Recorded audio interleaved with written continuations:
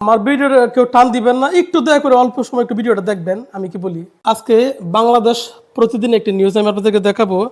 সেটা হচ্ছে যে পেট্রোল দরে আগুন, মারা গেলেন গ্রাম্য ডাক্তার, একজন পল্লী চিকিৎসক। যে পল্লী চিকিৎসক আমাদের বন্ধু, যদি পল্লী চিকিৎসক না থাকতো গ্রাম অঞ্চলে বহুত অসহায় মানুষ তারা বিভিন্ন রোগ ব্যাধি মারা যেত। তো এই পল্লী চিকিৎসক শরীয়তপুরের ডামুডা উপজেলার কেওড়াবাঙ্গায় প্রথমে ছুরিতে আঘাত করে, পরে পেট্রোল ধরায় তারা আগুন লাগায় তারা মারছে। গতকাল সকালে ঢাকা বান ইউনিটে সে মারা গেছে। তো আসলে এখানে মানুষ নিরাপদ কোথায়? একজন পল্লী চিকিৎসক, ঠিক আছে, একজন পল্লী চিকিৎসক সে জায়গায় নিরাপদ না। দেখেন আমি এই আবার দেখেছি যে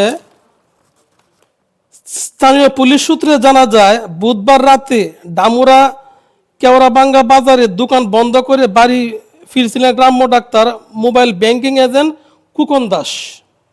তাই কয়েকজন হামলাকারী তাকে আঘাত করার পর প্রথমে তারা ছুরিতে ফাঁদ দিছে, পরে তারা পেট্রোল ধরায় নির্মমভাবে তারা দেখেন যে তারা মারছে। তাহলে মানুষ কতটুক যে আর কি বলবো, বলা ভাষা নাই, আমি জঘন্য ভাষা বলতে চাই না।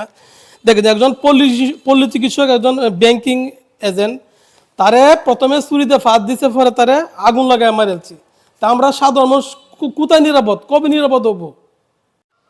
আমাদের সাধারণ মানুষের একটাই দাবি, যেন সঠিক অপরাধীদেরকে সেই আইনের আওতায় যেন বিচারটা করা হয়, আমরা এটাই চাই।